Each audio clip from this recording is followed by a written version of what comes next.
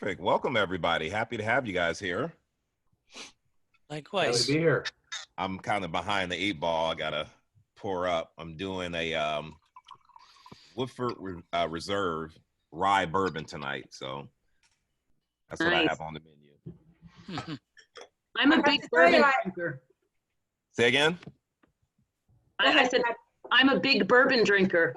Right now I'm having decaf coffee, but tonight it's going to be bourbon. Well, you see here, I have my whole case. This is for my Scotch and Script, so I'm like always trying something different. So I keep it right here. There we go. Nice. So guys, so right now we are getting started tonight. Tell me something good. What's been going on this week?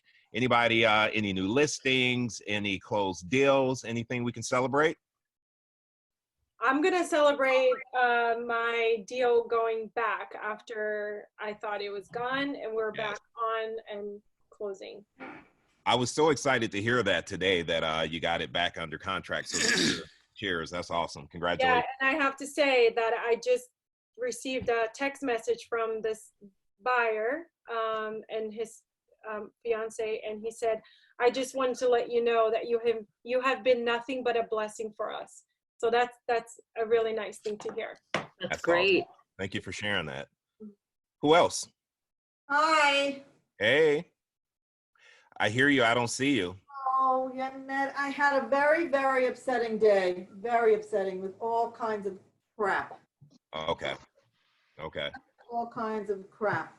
You Well, know, we're glad you're here. You can change your mind now. Yeah, that's blah, what blah, blah, we're going to switch that. You're going to have a great evening with us. a lot of stress. So here's my question to you. What's up? So just like I said, they started the 4 hours for yesterday, okay? So I did speak to Jonathan, and he did say that if it's okay with you, you can do 2 hours tomorrow, but it's up to you, he said. So what do you, and so. You're kind of breaking up a little bit. I want to make sure I'm understanding the question. So what you think? So I know what to do.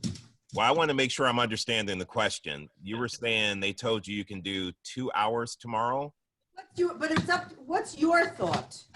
How do you feel about it? Because they're leaving it up to you. I already spoke to Jonathan. I'm lost. What are we talking about? Yeah, me too.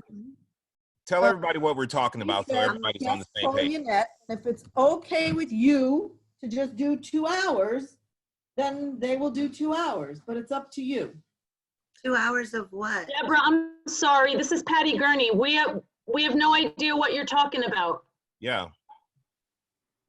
Well, right now, right this moment, Yes.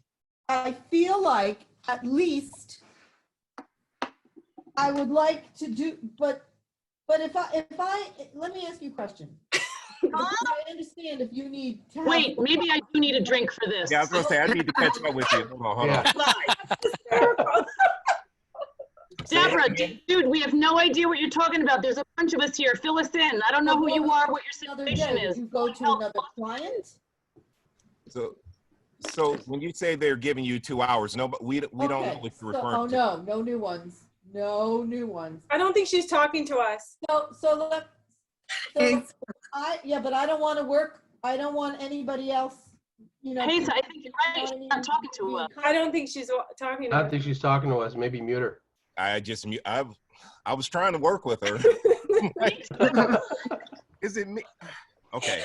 I just started, so I know it's not me. Okay. So, listen, Deborah, if you want to come back in or put it in the chat and let us know what you're referring to, I just wasn't. Sorry. I'm sorry. Okay. We need a good laugh here and there. Yeah. So, who else has some good news? Ira, what the hell? This is my new face mask. I love it, man. That's awesome. I saw it on the internet, and I got a couple of these. I ordered some from KW, a red one and a white one. It doesn't look like yours, but it's the over the ear kind. So And then when I get in the car, I just pull them down like that. Yeah. That's great. So I have I think a few of you already know this, but one of my high school buddies that reached out to me on April 29th, and he wanted to buy a condo in Hackensack. Okay. So he actually had a place in mind that he'd already seen on the internet.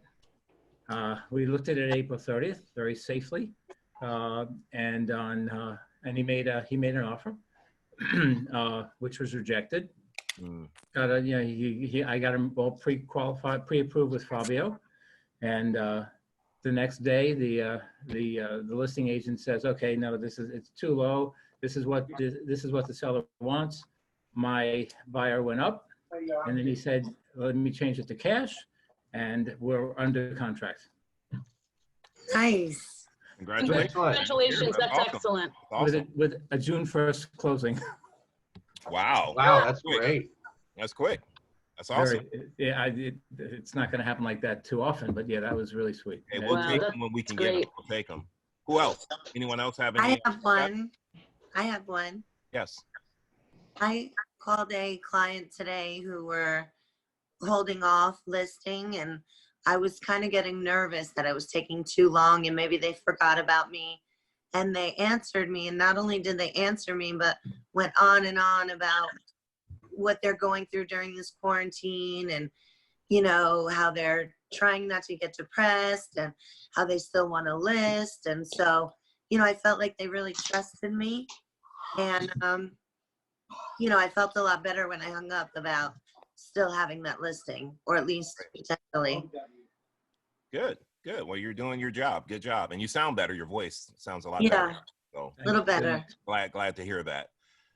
Anyone else? Yeah, I had a, you know, I have a listing coming up. So, and there is a story behind it. I was following up this guy, expired since January. And we were going back and forth. And a couple of days ago, he responded to my text. I asked him, you know, how he's doing about the Corona thing and staying healthy and safe. And he said, okay, call me tomorrow. And then the following day I made a phone call, and he said, look, you are the only one who has followed up. And you were the first one to call, and now you have followed up. So here's what I have done. I have made the video myself, and the virtual tour. My friend has made it up for me. And then I'm going to wait for a while, you know, and wait for the things to open up. And then I will, you know, give you the listing. So I offered him, you know, we can, look, you don't have to waste time waiting for anything. We can just do a house exclusive listing and, you know, get it going. And from that point on, whenever you're comfortable, and, you know, we can go full blown listing, and we can go live. And that I just did yesterday. So I'm going to give him one more day and then touch base again. So that's my story. Well, listen, you're doing your job and you're following up, and we have to really make sure that we are being systematic with our follow-up. Too many of us are missing out on opportunities because we're not calling every week and staying in touch. And so who's in Pivot on this call, right? So a majority of people are in Pivot. Do not allow your follow-up calls to fall by the wayside because you are focused on doing 40 a day, your 40 contacts a day. It's so important that you still continue to do your follow-up. Because look at what happened here. He followed up and he got this opportunity. Go ahead, Ira, I see you. I just have to admit how stupid I feel, though. Only because until today, I didn't realize that on command I can just click on name and then sort everything by the first letter A. Yes. Yes. So I basically, now have tagged my people whose last name begins with an A and whose last name begins with a W, because that's what, and then we have to get T and J also. How am I going to find these people? No, the sorting makes it so easy, and you can just go through. It's so easy. But you're tagging them with an alphabet letter as well? Well, I did. He didn't know he could sort it, right? I sorted it, but then I also tagged it so I can actually filter that way. I didn't even realize I could. Yeah. It does initially, like the names show up in a weird order. Like it's not alphabetical, and It's Yeah. Hopefully weird. you have them sorted so that it's by the most recent contact. That's the best way to sort them. because Yes, then you can that's see- what I have. Right. Okay. But then I didn't realize that I could stupidly just click on the name and then sort it. You're such an idiot. I'm the smiling idiot. Listen, Smiling idiot. once I figured Talk that about out my by Ira. Friday, it allowed me to go through and just get through all my calls. So it was, the sorting really made a huge difference, right? And tagging with the letter, I'm going to do that as well. I like that. Yeah, I like it. it's really cute. Okay.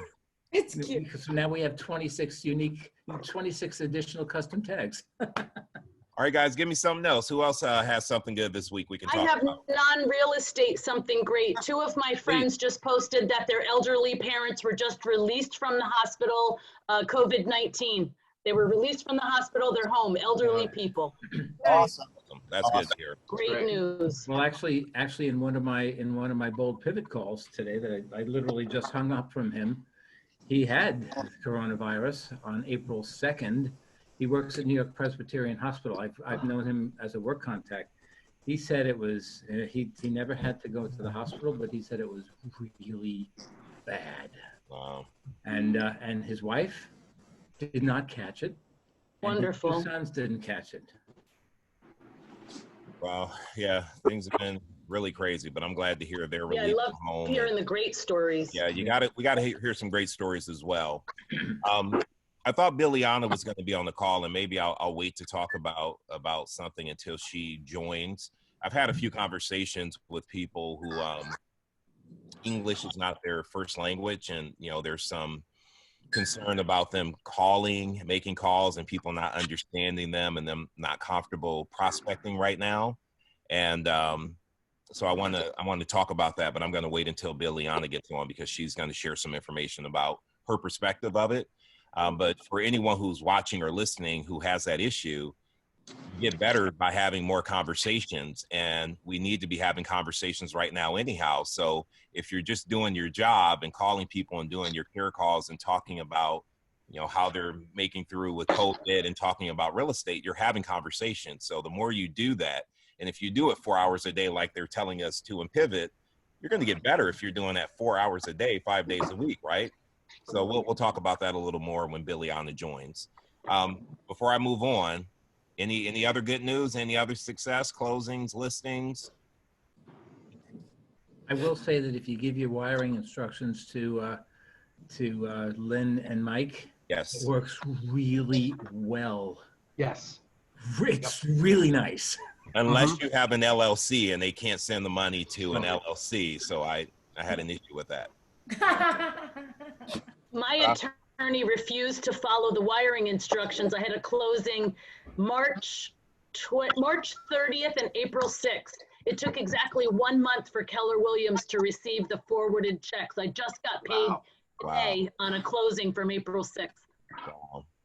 Well, I'm glad you got it. It's nice to have some money in the bank, right? Yeah, amen. Hey, Billiana, thank you so much for joining. So I was just kind of talking to everyone about several conversations I had today when I was doing my care calls, talking to agents where English is not their first language, and there being some apprehension about making calls because of you believing that people may have a hard time understanding you or following the conversation, and you just wanting to feel more comfortable with the scripts before you actually call. The reason why I thought it'd be great to bring this up on this call is because I know there are a lot of people who listen to it that have the same situation. I can think of 5 people that I've talked to about that this week already.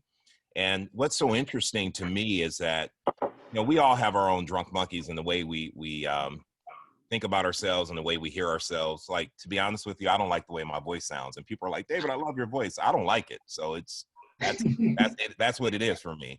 And so what I would tell you, though, is that most of the people that I talk to, I have no problem understanding anything they say. It's all in their head, and it's keeping a lot of people from taking action and actually creating opportunity for themselves out there. And so, Billiana, we all know you. We love you. We see you. We talk to you.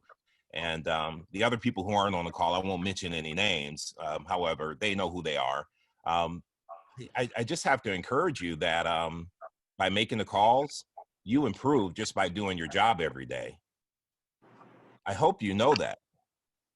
Yes, you know, when your English is not your first language, you need to put double or triple effort to master everything. So, and to get confident making that call. So thank you, David, for doing it, for everything that you're doing for us. Thank you. You are very helpful. Well, you're very welcome. Here's the bottom line. I do it because I know that the only thing keeping you from getting a listing, getting a buyer opportunity, is what you're thinking. And you're not making the calls because you believe people are perceiving you a certain way, and it's not true. And I really believe that you need to understand that. And if you just plug in and do your job and make the calls, not only will you get better, you will find people who are going to connect with you, and you're going to find people who want to work with you just for showing up and doing your job. You missed this earlier, but Raymond was talking about, he called someone and the guy said, you're the only person who called me. Like, no one else is following up. And because he called, he got the opportunity. That can be you as well. Yes. And Biljana, English is not my first language either. I know. I So, know. you know, but I speak 5 languages. So, and I'm sure you can too. So don't worry about it, you know. And when I was selling jewelry, I was traveling in Midwest. And forget about the language, you know, some of them had not even seen an Indian man, you know, with dark skin.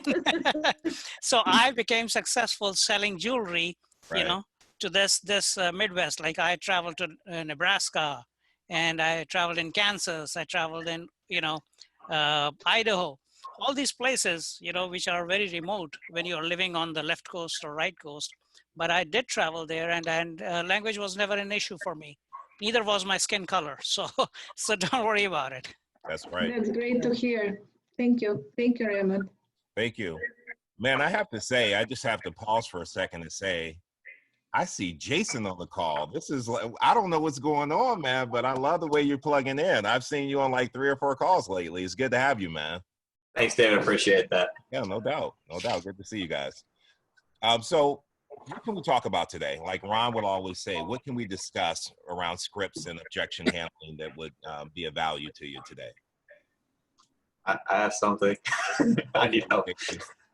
So I took a Bold. I don't know, is anyone else in here in Bold? Yep. Everyone? Most of it.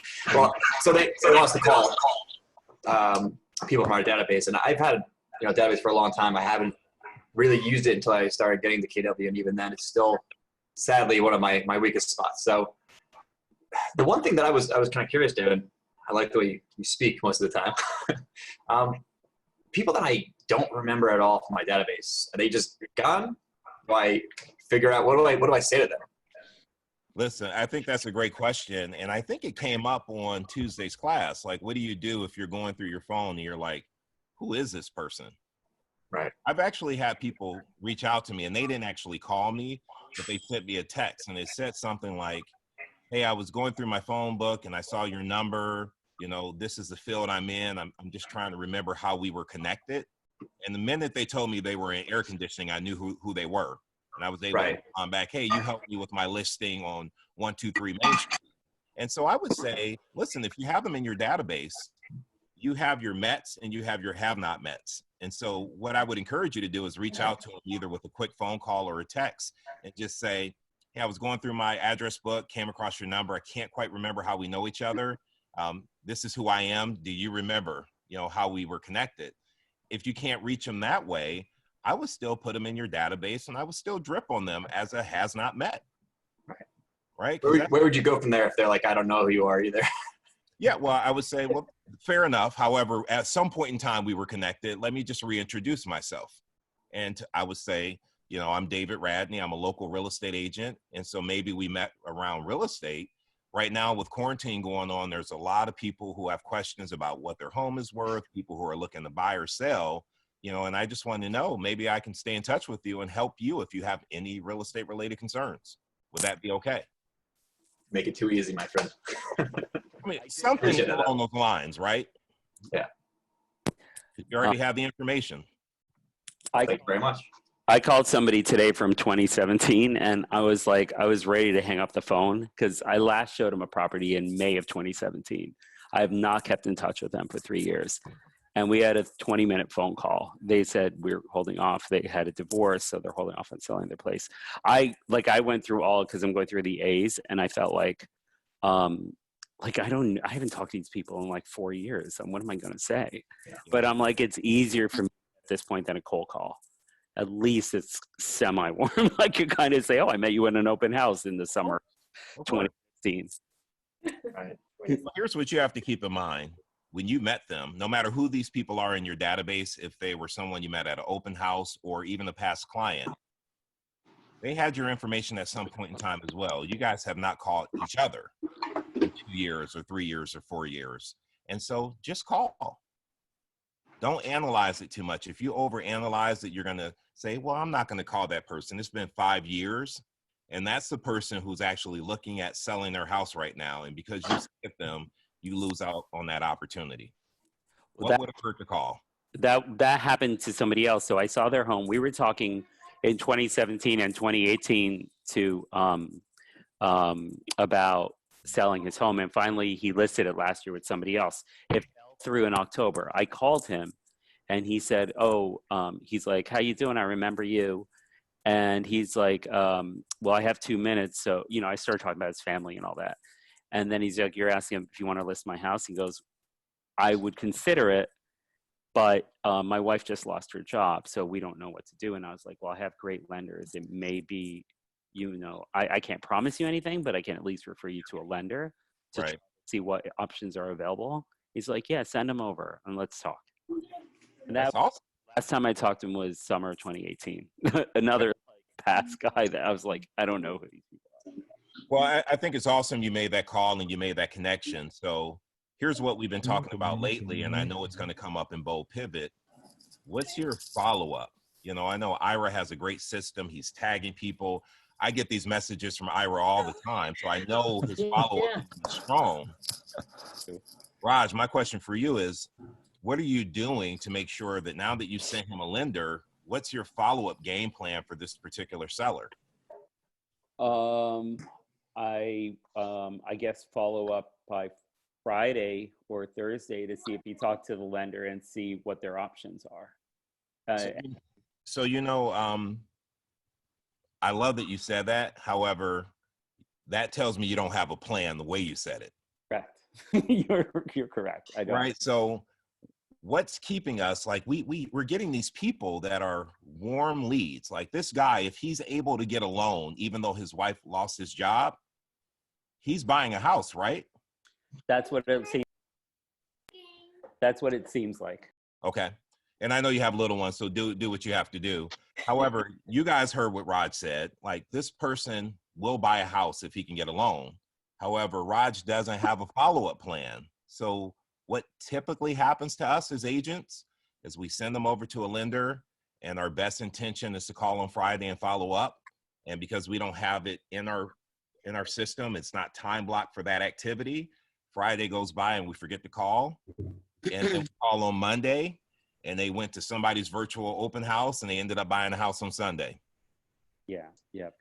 We have to understand that our job is lead gen and follow up. And if we don't have a follow up system that's tight, where the minute you talk to him, you stop what you're doing and you get him into your command system and you set up a campaign for follow up, we're going to lose a lot of opportunity. And I know that's something Patty and I talked about a week ago. She was calling 20 people a day. She reduced that down so that she could spend more time creating her follow-up system, because it doesn't matter if you're calling all these people. If you aren't touching them systematically, you're going to lose the opportunity. So we really have to get to a point where if we're going to make the calls, we're doing the follow-up as well. Yeah, absolutely. So I guess my question, Raj, would be, what would you need to do differently in your business so that you have a follow-up system set up for this person moving forward and everyone else you're going to talk to? I mean, I'm dedicated to really learning and mastering command. So, before when I know when I sat down with the lease, when I first started KW a year ago, she's like, oh, we're going to have home tips sent to everybody. I'm like, oh, wait on this. So I really need to, now these people that I'm following up with, these are the people that I really need to set up on a smart plan. So it's automated as well. Right. So until you learn Command and learn the smart plans, does that mean nobody gets followed up on, or what do you do in the meantime? I'll use it on phone calls, with phone calls. Okay. Yeah, the thing is, those phone calls are really difficult, no matter how disciplined we are. And if you, like this guy you just spoke to, if you put a tag in that says hot lead, then you can have a smart plan for the hot leads, because you know that there's really something going to happen with them. Yeah. Right. That makes sense. So what you're saying, Ira, is that you can create a game plan so that you have a follow-up system set up that anyone you tag hot lead, they call them once a week, is already set up in your system. Right. You basically set it up. So set up a smart plan that's called, hot lead follow-up. And that smart plan is just a bunch of SMS texts every week. Okay. Okay. And so you know that we'll have every single week, there's going to be another text. Hey, it's Raj. I'm still looking out for you. How's it going?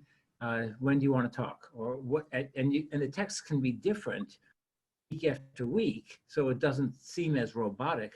And I guess if they understand that it's not your cell phone number, because that's the only thing that's a little quirky. Right. But it's still, but like people that know me, they say, I'm getting these messages. It looks like your phone number, but it's really not your phone number. I say, oh, it's not, but it's my way of making sure that I'm keeping in contact with you through my database. That's great. Okay. How long would it take someone to learn how to do this? Like if we just sat down, got on Command, watched a few training videos, Ira, how long would it take, in your opinion, for someone to master it? It's about 30 minutes. Okay. So, because basically you have to create the tags that make sense, and then to look at how to create a smart plan, it's really not that difficult. Patty, how long did it take you to do a smart plan after we spoke one day? Smart plans? Yeah. I don't even think I've perfected it, but smart plans are pretty quick. okay, so if Patty's saying this quick, and Patty's a little technically challenged sometimes, right, Patty? If she's saying it's quick.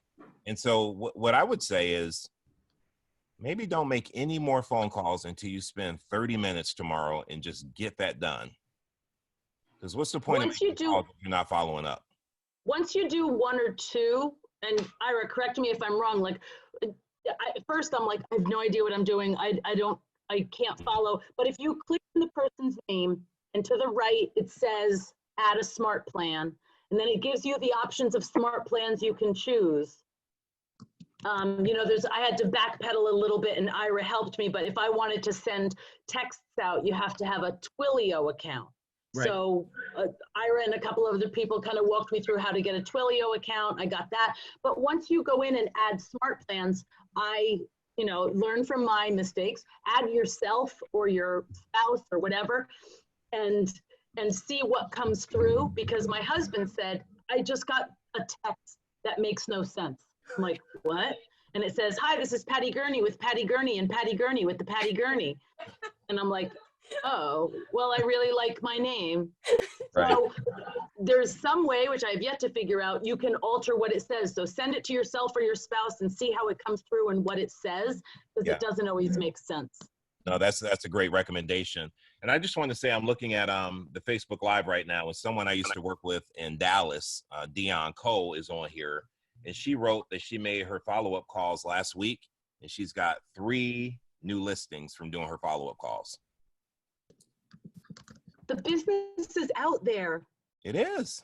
We're just not asking for it. Why is that? Yeah, guys, why is that? Why are we not doing our job? Why are we not asking for the business? Fear. Yes. I think too, the inability to go door knock is inhibiting me. Because if I saw an expired or for sale by owner before this, I can go to their house, drop something off, knock on their door, talk to them face to face. And right now that option has been taken away from me. Why is that? As far as door knocking, I just feel like with social distancing that people don't want someone to come to their house. You feel that way. I feel that. Yeah. So I will tell you, even before the quarantine, I would do a social distance. I'm 6'5", 250 pounds. I knock on someone's door, I'm stepping back 6 feet anyhow, because I want them to feel comfortable opening the door. And so what if you just gave yourself permission to go do it, wear your mask and step back? They know what it is. They know what we're dealing with. However, if everyone else is calling and you're going out and you're door knocking and creating an opportunity, who's going to get the business? Right, I am. Do you want it? I guess would be the question. I just didn't think, in my mind, I didn't think that during COVID-19 that door knocking was an option. Listen. Like it is, so. It is. Here I go. Well, Who works Bergen County right now? All right, pop quiz. How many for sale by owners are in Bergen County right now on Zillow? I just, I don't know. Don't know. count them? Dave, you actually count them? Yeah. You can see Yeah, it's really easy to count them. They're right now. So the fact that no one knows the answer tells me that we aren't even calling the for sale by owners. I had 186 on my dialer this morning. Yeah, but like on Zillow, there are only 84 in Bergen County. Now, yours may be counting some of the people who are like pre-auction, like make me moves, but pure for sale. And it's also counting not Bergen County either. It's right. picking up other towns. Yeah. 84. 84. 84. So the fact that no one knew that or even knew a range tells me that there are 84 sellers right now that the 17 of you guys on this call right now aren't even reaching out to. Is that true? No, sometimes I don't click the option on the side to see how many, but I'll scroll down and call. So are you telling me right now that you're calling for sale by owners every day? I called today, but that's just because of Bold started yesterday, so back in the swing of things today. So I did call today, yes. Okay. You're the only one though. If No, I'm calling every day. I called. Mina, okay. Hayes is calling. Okay. Raymond's calling. I'm calling So 25% of the people on the call are calling. only 25%. So there's the problem, Patty. Like, we're not asking for the business. Yeah. We're not even making the call so that we can ask for the business. Truth. That is true. Mm-hmm. What we have to understand is that it's not insensitive for us to be calling right now, especially for sale by owners. Like, they are raising their hands and they still need our help. Nothing's changed. It's the same old rules as it was before COVID-19. They have a house they're trying to sell. They have their hands raised and they're saying, help me. Especially right now, they need our help more than ever.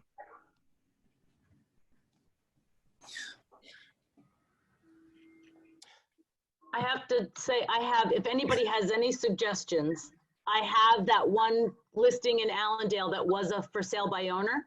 Mm-hmm. And so I was talking to them, I'm saying like, and so they were complaining that the only showings they got were other agents and nobody brought buyers. And it was all people off Zillow who were just, he called them tire kickers. Yep. So I worked with Mother. I finally got the listing. It's on, I think I put it on Friday. Not one request for a showing, not one phone call about it, nothing. So they're asking me, they're like, so what happened? What happened? You listed it and you said, it's a much lower price than what they had it listed for. And they're kind of like, so But is it what's still going the on? right price, Patty? Even though it's a lower price, is it still the right price? that's Yes. my question. The last 2 units sold for, this is a better unit. And the last 2 sold for, one was $495, one was $512.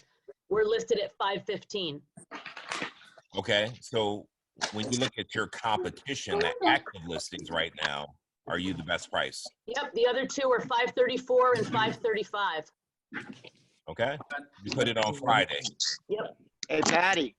Patty, I don't know you, but I called that for sale by owner, and they were like, "Yeah, we listed with Patty Gurney." I said, "Oh, she's great," because she's the best. I went to the open house.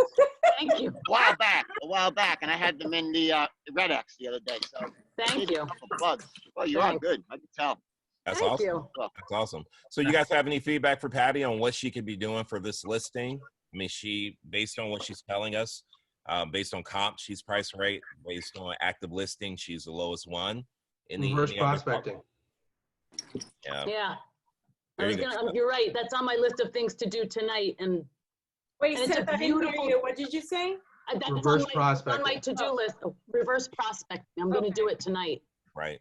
Do your clients know what that is? Reverse prospecting. Do they know what that is, Patty? No. Okay. Because, Ron, correct me if I'm wrong on this. I think you said on the call today that every time we talk to our clients, we should be telling them what happens next, right? Yeah, that's right. So when your sellers are saying, okay, you put it on the market, what's going on with my property? You need to say, here's what happens next. Now that it's been on since Friday, searches are being done for homes like yours. I am now going to reverse prospect. And here's what reverse prospecting means. I can look on the MLS and I can see agents and potential buyers that have looked at your property, and I'm able to reach out to their agents and let them know about the listing that we have in Allendale. Explain to them what it is and what you're doing to create an opportunity to get their home sold. So we always need to be telling them what's next. I even did a paid campaign through Command on Facebook. And Elise helped me set it up. And for your first time, I think if I spent $75, I'd get 50% off or something on the ad. So it's running for a month, and I did it with 30-mile radius outside of Bergen County. Because great, I mean, Allendale's like a very nice town, and it's I guess, I don't know, I grew up there, so it's a really nice town, but a lot of people are like, oh, Allendale's too expensive, the taxes are too high.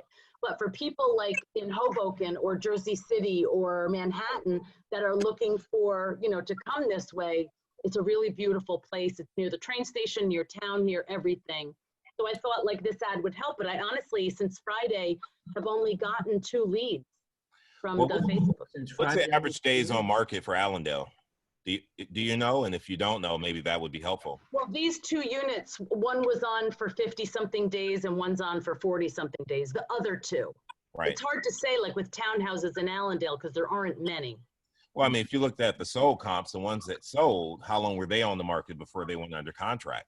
If it's 40 or 50 days and that's your average days on market, then that's what you tell your clients. Hey, we just went on Friday. The average days on market in this town is 42.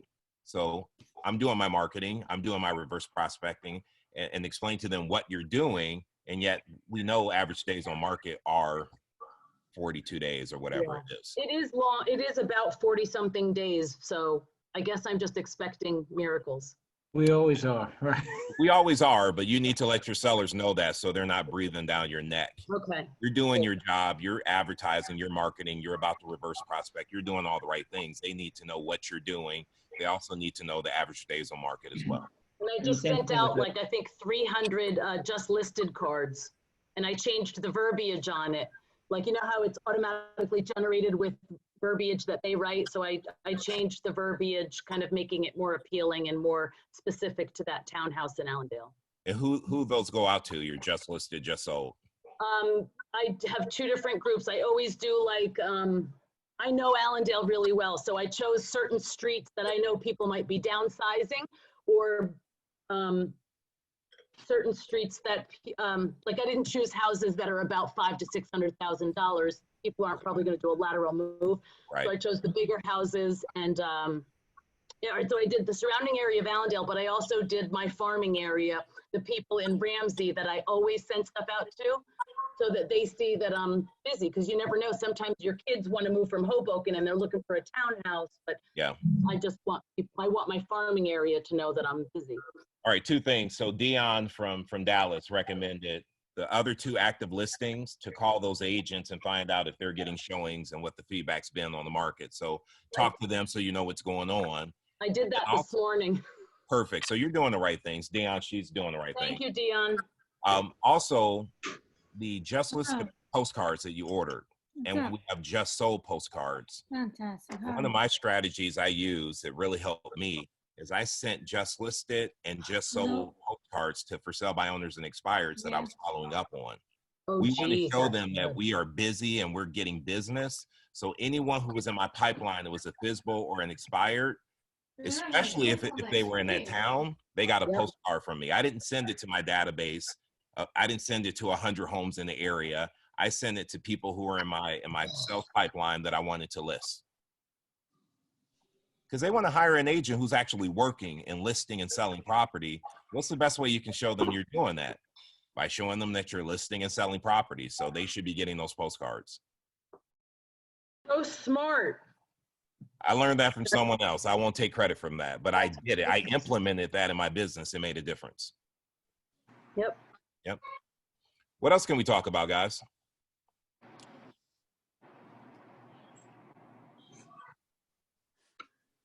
Crickets.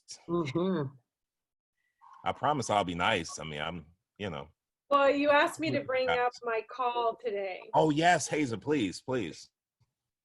I had seen a post for a for sale by owner, and her post specifically said, realtors do not call me.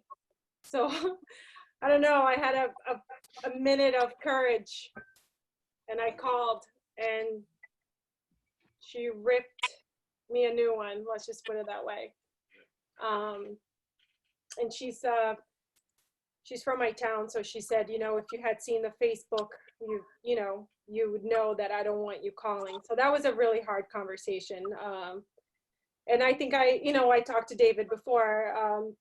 I made a mistake in not telling her that I saw, Why, David, you have to tell me again, because so what Hazel did, so we all see the for sale by owner postings that say no agents, right? And some of us will call them and act like we didn't see it. However, when it's on a private Facebook group and that's the only place they're advertising it, and you call them and you say you didn't see it, you're kind of starting off the relationship on BS. Know that you're not being upfront. And so I used to do what you did, Hazel. So I'm guilty of it as well. I just found the best strategy was to be upfront and say, hey, listen, I want to be respectful. I saw your listing and it said no agent. Are you saying that if an agent had a qualified buyer, you wouldn't work with them? Or are you saying, don't call me and try to get my listing? And every time they say, no, I just don't want to list my property. If you have a buyer, I'll work with you. And once they say that, then you go right into your script. Okay, well, great. That's good to know. Let me ask you, when you sell this house, where are you moving to? However, if you start off acting like you don't know, they're going to get upset. They're going to get mad. They're going to curse you out, hang up on you, and you lose the opportunity. Just be upfront with it and just say, I saw your posting. I just want to clarify. I want to make sure I'm being respectful. That's all you have to say. And if you handle it that way, they will talk to you. I've experienced that. I mean, I do that not as nicely as you say, but that's what I do. I was like, are you telling me if I have buyers, I shouldn't be approaching you? And then they get softer, and then they talk, and then I try to dig into the motivation. Yes. Yeah, but it works. It does work. It does work. And there are some for sale by owners that are like, yeah, I don't even care if you have a buyer. I'm not paying you. And those people, let it go. You got to just move on. Well, here's the thing. Still want to follow up with them because they believe they can sell it on their own week 1. But when you keep doing your job and they get to week 5 and they're having open houses every weekend and they're not selling their property, they're going to soften up. It all depends on what their motivation is and where they're moving to and why that's important to them. And that's why no matter what they say, we still want to go through our script and find out if they truly have a motivation. Because if they do have a motivation, at some point in time, if they haven't sold their home, they're going to be open to working with us. And it's up to us to continue to follow up week after week after week. So once they hit that weak spot and they're ready for us, we're in communication with them. However, if we listen to their narrative and we just stop calling, we won't get the opportunity. Another agent will. And I think I can see where I made a mistake with that, because I was just like, no, I didn't see that. You know, I had a moment where I was just like, bleh, bleh, bleh, and I hung up. Yeah. Yeah. Woo. However, think about this, Hazel. So this is someone in your town. It's a for sale by owner in your town. You live there, you work there. Yeah. Can you call her back? With my tail between my legs, probably. What could you call her back and offer to her that would help her out as a for sale by owner in your town? What information could you give her that would be helpful to her? Market stats. Yeah. She's been listed so many times. I mean, she's like a 4-time expired by now. Well, that's why she doesn't want to work with realtors. She's like done with all of us. Like, she doesn't even want to hear it.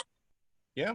But I'm truly interested in like why 4 realtors couldn't get through. Like, obviously we all know it's the price, but the price, right? I just wanted to hear her thoughts. Like, why did you the question is, why do you think your home didn't sell 4 times that you had listed? I was genuinely curious to see what she was going to say. I couldn't even get through that question with her. You will, but before you can talk about that, you have to find out a little bit more about what's important to her. And in order to do that, I believe you need to come from contribution. So right now we know that buyers have to be vetted, right? In order to make sure that they're a solid buyer and can actually close on the house. So what if you called her back and you gave her 3 of our lenders that we use in-house that have a strong vetting process? What if you call her back and you gave her 3 attorneys that solely focus on real estate, so that when she got a buyer, she knew a real estate attorney that can handle things and handle things remotely and get the deal closed, and you came from contribution? Yeah, I think that when I did make that call, I didn't prepare what I was gonna say to her, because I actually hosted an open house for her. She doesn't know that yet. You know, she doesn't know that. But when it was listed with someone else, I hosted the open house. Wow. Not one person showed up actually, but I just didn't know where I was going with the conversation. I didn't plan ahead of time. I just literally, I was like, I'm gonna dial it, you know? So I don't know, So what if you call her back and you said that, like, hey, it's Haza, I'm a local realtor, please don't hang up on me. Okay. I didn't have a chance to mention this when I talked to you the other day. However, when your home was listed, I actually hosted an open house at your home. So I've actually been in your house before. I actually held an open house for you. I'm just sitting here and racking my brains because you've been listed with 4 agents and the house hasn't sold. That's got to be extremely frustrating for you. Why do you think it hasn't sold? And then it's not a for sale by owner anymore. You're talking to her as if she's an expired. Right. And you're going through, why hasn't it sold? If it sold, where were you moving to? Why was that important to you? How did you choose that agent? What do you think they should have done? Yeah. And that's the conversation you have with her. Yeah. Exactly. Then it becomes, do you know what I do to get property sold, especially during the quarantine? And that's how you create the opportunity. Okay. I'm calling her back. Say that one more time out loud so everyone can hear you say it. I'm calling her back. Not today though. After my wine, I can't call anybody, so. Try having bourbon, you definitely wouldn't call anybody. When are you going to call her back? I'll call her tomorrow. And I just, you know, I want to apologize that we started on the wrong foot, but. You don't need to apologize about anything. You just need to call her back and do your job. You don't have to apologize. You call for me and tell me what she said. So you're calling her tomorrow? Yes. So you guys heard that, right? Yeah. Do you think it's a bad thing for her to apologize and say, look, I just want to apologize for that off on the wrong foot. I really was calling you. You're breaking up, You're breaking up. You're breaking up. I'm moving to another part of my house. Okay, please, because I want to hear what you had to say.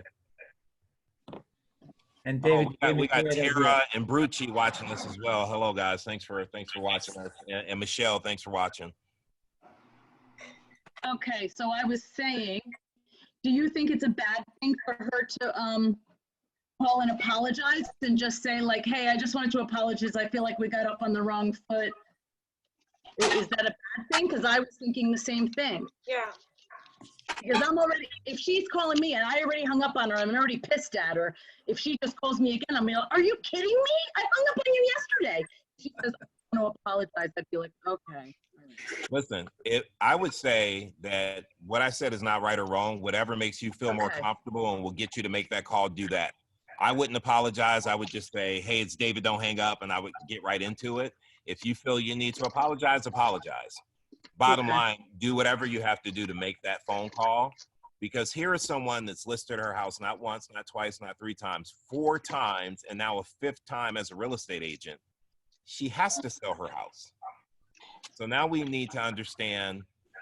I would love to know her motivation. I at this point, it's been on the market for so long. I really want to know where she was going, but I couldn't get even that information out of her.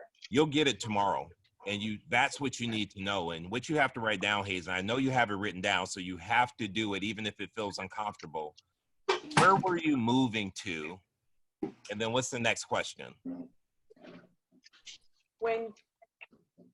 Why is that important? Why is that important to you? There you go. And then the next question is, how soon do you want to be there? 4 years ago? No, someone tell her the next question. How would Can you I feel help? when you are there? Nope. How can I help? What would that do for you? Where are you going to? Why is that important? What would that do for you? Yes. And then how will you feel? And then timeline, Dorit, what you said. How soon do you have to be there? No. We are skipping so many questions, and we're not getting enough information to really understand. Because what's the bold law that we're getting at here? Logic. Logic makes you think, emotion makes you act. That's it. Logically, she knows she has to sell her home. She's done it 5 times.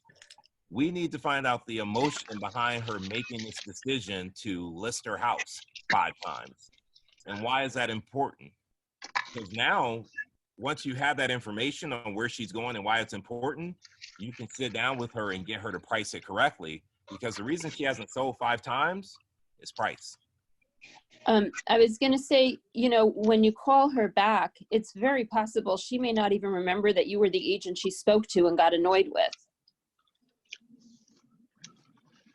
I don't know. That soon, I think she would remember me. I don't know. You can also send a note.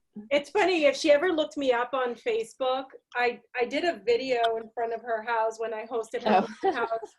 I literally drove my beach pink house, bicycle to her house. I had parked in front of her house with a for sale sign on it. I mean, she also has to look me up. She would see her house on my videos. So what's funny, what you can't see, Hazen, and I can see it, it's Tara just wrote, I know who she's talking about. I called her yesterday. So you got competition. Tara. You guys are competition right now. Who's going to get this listing? You guys are both calling. Who's going to actually call and find out what her motivation is? Tara, if you're listening, move. No, kidding. Your income is in direct proportion with your ability to have difficult conversations with sellers. Finding out their true motivation can be hard sometimes. However, if you're able to find it out, then you're able to get them to list with you and price it right. Got to have that call. All right. Thank you for sharing that, Hazel. That's awesome. Yeah, Oh, she hung up on Tara. You're safe. Okay, good. It's not personal. Okay. No, it's not personal. However, you have to understand. So you have to go back to the push you took with me and think about the mindset of an expired listing. This woman has listed her house 4 times with agents that are telling her, I can get your house sold. I can get you the most money. I can get you where you're trying to go. And 4 times they have failed her. And wherever she was trying to go, wherever that was important to her, she's not there because agents have failed to do their job. So here you are, you're another real estate agent saying, I can help you, I can get your home sold. She doesn't want to hear that anymore. Yeah. So now we really have to dig deep and understand why she's frustrated. She has a reason to be frustrated. you would be frustrated as well if 4 agents couldn't sell your home. Yeah. So now you have to not make it about yourself. You have to call her back and say, I'm not talking about me. I'm not talking about Keller Williams. I'm not talking about my marketing plan, virtual open houses, virtual tours. All I'm talking about is what's important to this woman. What was she trying to accomplish by selling this home? Why was that important to her? What will it do for her? How is she going to feel once she accomplishes that goal? And how soon does she want to be there? That's it. And if that's your mindset when you call her back, you will be able to get through where other agents aren't. And I muted the call so Tara didn't hear that. I'm joking. That's hilarious. Oh, so my friend Dion, so I worked with her when I was back in Dallas, and this was like 2010. She says, that's funny. Remember when we showed up at the same for sale by owner? So I lived in this town called Irving. And I think Ashita had gone there or Mina had gone there. Someone had gone there recently. And I show up to this for sale by owner and Dion's at the for sale by owner. That's funny. It happens. Yeah. I don't mind the competition. I just know what I need to do and you know what you need to do. So we just have to go out and do our job. That's what it boils down to. So really quickly, because I know it's 6 o'clock and I want to wrap up soon. For those of us who are in Bold Pivot, I don't know if you guys got the invitation for the Keller Williams Village Square Bold Pivot group. Yes. Talked to Rachel today, and so what I'm going to do is I'm going to help her run that group, and we're going to have a meeting on Wednesday and Friday at 11 a.m. And so that meeting will be accountability, role playing, you know, like Jason was saying, I haven't called my database. How do I do that? What are those calls like? We can actually role play that out. These scripts are new to me too, so I'm learning these scripts. They're new. And so we need to practice what to say, how to say it. We need to hold each other accountable. We need to practice our affirmations and make sure that we have our affirmations and that we're doing our calls. So just so you guys know, on Wednesday and Friday, we will be having Hey, Deb. A bold. Kids won't take the garbage out, right? Hold on. There we go. We will be having a bold accountability group on Facebook. All right. So how you guys think the call went? I thought it went good. I like the interaction from everyone. Yeah, Yeah. good. Yeah. And I always enjoy drinking with you guys at 5 o'clock. I don't have to cook dinner tonight, so I get to go upstairs and just enjoy dinner. So it's always a good evening. I just want to encourage you guys, whether you're in Bold or not, just do what you know you should be doing. Make your calls, call your database, call your FSBOs, call your expireds, and more importantly, follow up on everyone you call. Okay. I'd rather see you making less new calls and making more follow-up calls.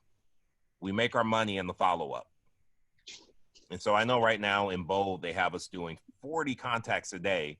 When I first heard that, I was like, wow, in the original Bold, they had us doing, 20 and people weren't doing that. So when I heard 40, this drunk monkey of mine started saying, well, who's going to do 40 when they weren't doing 20? And yet, what I love about the new program is that they finally have embraced social media. Mm-hmm. And I know that I can get on WhatsApp. I can knock out 20 contacts in 30 minutes. Mm-hmm. Or I can get on my messenger or my text and really have some interaction with people. So 20 of the 40 is really easy to do. However, the other 20, we have to be purposeful about it and we have to time block. And if you guys were on the coaching hour today for Bold, somebody said, don't cheat your time block. I don't know if you guys heard that. I did. Don't cheat your time block. I've never heard that before. And it made so much sense to me. Basically, what they were saying is, if your time block is from 10 until 12 to make calls, don't start at 10:05. Sit down and at 10 o'clock, be ready to go and do your calls from 10 until 12. Be hyper focused on these activities.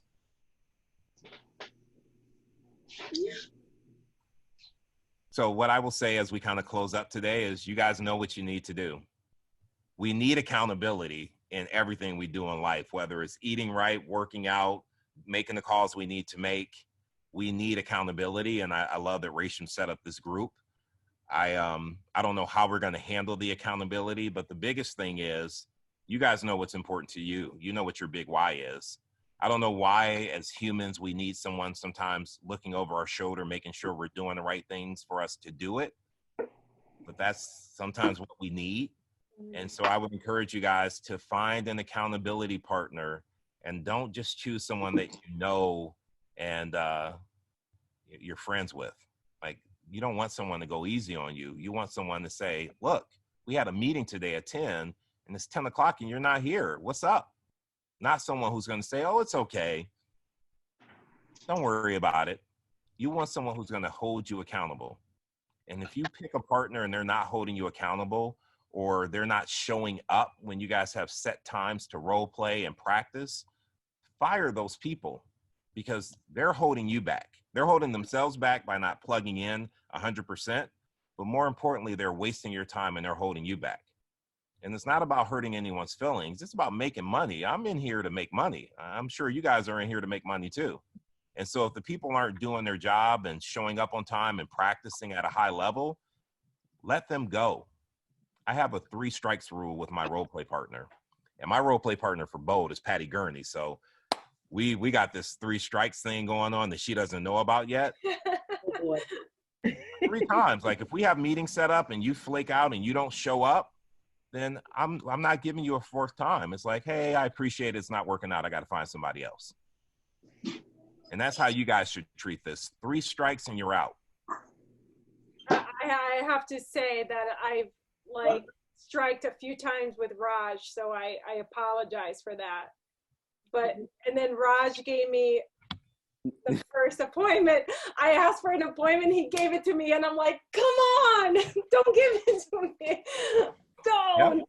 I was trying to figure out, because I had a buyer yesterday who said that, or a FSBO who said that I'll only pay commission, but I'm not going to list it with you or anybody. So we're like, how do we work through that? Like, and so she guided me on how we would do that. Yeah. So do you feel like you know how you would do that? Yeah, I have better guidance on it. So so if they're saying like, you know, well, you can bring a buyer, we'll pay commission. But I'm definitely not listing it with you. And then, so I would say, okay, absolutely, that's fair. But in these times of coronavirus, we have to follow, we have very strict guidelines we're following, and so are our buyers. So I really need to get to see your home in order to make sure it's the right one for them. Mm-hmm. So we're kind of we're trying to figure out where do you go, because that is a realistic thing. What's the path that you follow once they say that to get? So I mean, just think about this. She's telling you, I'll pay the commission. I'm not listing with you. What should be your next question? Like, I'm not. Why are you not? Oh, okay. So, but why are you not what? Why are you not listing with an agent? Why are you choosing not to list with an agent? Yeah. So why are you not choosing to list with an agent? And then, what's your and then follow up with the motivational questions, right? So I would say this: why are you choosing not to list with an agent? And then STFU, be quiet. Let her tell you. There is a reason she's not listing with an agent. And so until you understand what that reason is, you can't overcome that objection. That's not a condition. That's something that's happened to her. She's had an experience with an agent where she doesn't see the value, or it was a bad experience where someone didn't get the most money they should have on her home, and she realized she left money on the table. There's something that's going on there that you need to understand. So when they say I'm not listing, I can understand that, but why are you choosing not to list with an agent? Yeah, I think I just talk to myself too much and be like, oh, okay, let me end this call quicker. And I'm sabotaging myself on every call. You know, today I called a FSBO and he's like, I thought I told you, I sent you my email. And I was like, you didn't. And he goes, well, send me your number. Is this the number? I'll send you my email. You can ask me the questions that way. And I'm like, okay, you know, when I should have pushed a little more. Yeah. Of why. Yeah, why is it important for us to talk via email? Is it a timing issue? Is there a better time I can call you where you can talk? I have to be a little more aggressive on these calls. Well, here's what you have to understand, Raj. You don't have the listing anyhow. Correct. Yeah. So if you push some more and he gets upset with you, then you don't have the listing. You didn't lose anything. Yeah. Yeah, exactly. I don't know the guy. I don't know. He doesn't know me. Like, I'm not going to be a jerk about it. I'm just going to probe a little quick more. Well, you're learning your scripts. He's learning his scripts. When he says, just send me an email, most people do that, and then he just never replies. Yeah. Send me his email right now. I'm like, what am I going to do? Well, listen, you're being outscripted by the seller. So either you're going to outscript them or they're going to outscript you. If you just say okay and hang up, you have been outscripted. Yeah. So you need to dig a little deeper and ask questions to get them talking about why they don't want to list with an agent, why they don't actually want to have a conversation on the phone. Dig a little deeper. You have nothing to lose and everything to gain. But if they wanted to have this conversation over text, how do you feel about that? If they're insistent on, like, I'm not gonna talk to you, but text me, you just do the whole script on text? Well, I mean, if they don't want to actually talk with me, I'm going to attempt to set up a meeting where we can do it on Zoom via text. However, I'm going to find out what the motivation is. So my script will be really digging into the motivation. That's what we need to understand. Before we can help them, we got to understand motivation. So I would text them back and say, thank you for allowing me to reach out to you. You know, I really just want to know, when you sell this house, where are you planning to move to? But you're doing your script, but you're doing a text message. That's all. If I have to. It doesn't matter if you, as long as you're doing it, doesn't matter which way you do it. If that's the only way they're going to communicate with you, then that's what you have to do. Go through your script and ask your questions. And they're going to say, it's a lot of questions. Well, that's my job, is to ask a lot of questions so I can best help you. And that's what we need to do, is continue to go through our script. Okay. Nothing to lose. Okay. All right. So I want to try to keep these calls to an hour. So we're at like 6:07. So anything else before we go, or is it safe to sign off? Zoom listing presentation tomorrow. Wish me luck. Hey, Patty, good luck on your Zoom listing presentation tomorrow. You don't need any luck. You just need to do what you already know how to do and be yourself. And Mina, Ask too. questions. Good luck with that, too. Yeah, Mina, good luck. Yeah. Good luck and congrats. Cheers. You guys. Thank you. Have a great night. Jason, I love seeing you, man. I got to see more of you. You got it. All right. Y'all be good. Bye. Bye. Bye, guys. Thank you.